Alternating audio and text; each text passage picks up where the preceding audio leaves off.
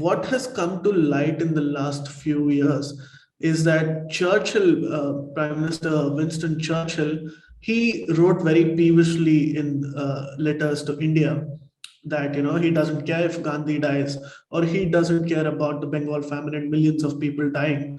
Now, this is in popular knowledge, this is in popular literature, and Indians to a certain extent are aware. But there are multiple famines that are not reported, covered, and studied about. Can you shed some light on this, please? Yes, so I know that many people know about Churchill, and he's extremely loved by some people and extremely hated by some people. There are two Right. different groups on that. But I'm not saying that Churchill was great in any way, but I would say that Churchill wasn't doing anything different from his predecessors. So Mhm. Churchill was just continuing the legacy of the British. It's just that he was a much more controversial figure, and Right. because he led Britain through the World War. So his speeches were they're extremely famous. So that's the reason why people have heard of Churchill and there's conversation around it. But in a sense, as far as his policy regards India and Hindus is concerned, he was in no way different from his predecessors. And see, the famines in India were not natural famines. And I know we love to hate Amartya Sen. I don't have a great personal view of him either. But that said, the fact remains that Amartya Sen has won a Nobel for his work in economics, in which he has very categorically proved that there are no famines in a democracy. Famines are a product of monarchies and imperialism, Right. basically. And this is a widely accepted view. This is not just my view or Amartya Sen's view anymore. This is widely accepted in decolonization studies. And on this point, I think I agree with him, because if you see the data from before, the advent of the British, and the data from after they left, the frequency of famines is extremely different, right? So before the British, there were famines once in, say, 30 years or something maximum.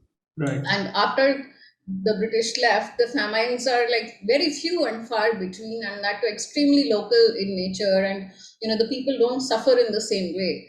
But during those 200 or 250 years of the British rule, sometimes there were famines once, every 2 3 years. There were periods when maybe there was a 10-year gap. So that if you take the average, it will come to around 8 to 10 years. Mhm. The period between different famines. Right. But there were phases where there was a famine in some part of India or the other every 3 years or 4 years, which is extremely difficult to believe that crops are failing everywhere, because nature is not that cruel.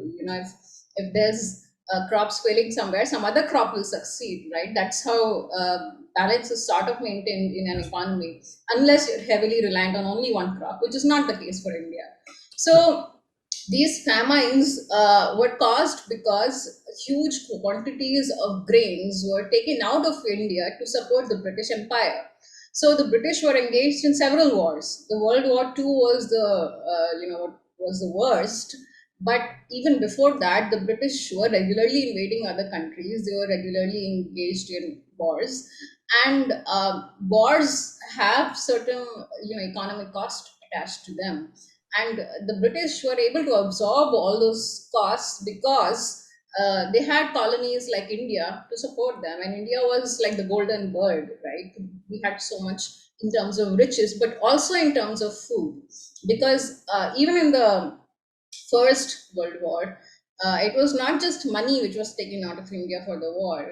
It was also our men. Lakhs of Indian soldiers, both Hindus and Sikhs, they went and fought on behalf of the British in both the world wars, and also the food. So there was a huge quantities of relief going to Britain in terms of food, grains, basically, to support them, because they had to face those kind of economic hardships. So there was the Great Depression in late 30s, and there was the war.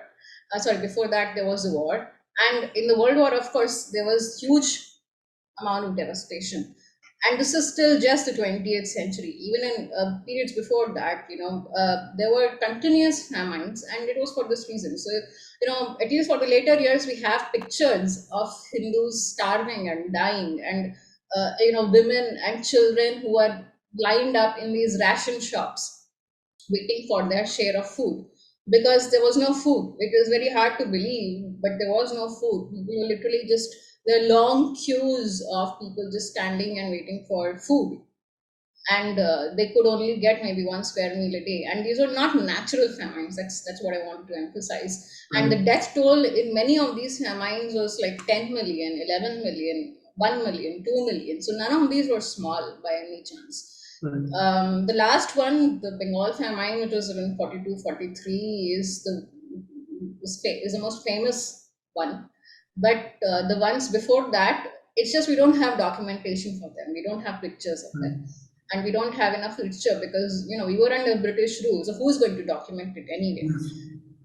So there are no proper records because, the British had a policy of burning their documents when they leave India, when they leave any colony. And this is a standard practice. Even the Portuguese, when they left India, they burnt mountains of paperwork. So no papers went back from India to Portugal when they, abolished the Inquisition. They burnt a whole entire mountain of paperwork, which was just smoking, and not a single paper from India went back to Portugal. So it's a similar policy of the British. They burnt the documents after they left the colony because those documents contain these type of records, and then other documents are all classified in British libraries. So, we don't have enough literature. I'm not saying there's nothing, because we do have something based on which we have collected the information, but it's not enough. Please remember to subscribe to us and switch on the notifications for this channel. For our other social media links, more content, and to support our work, please visit citti.net. Dhanyavad. Namaskar.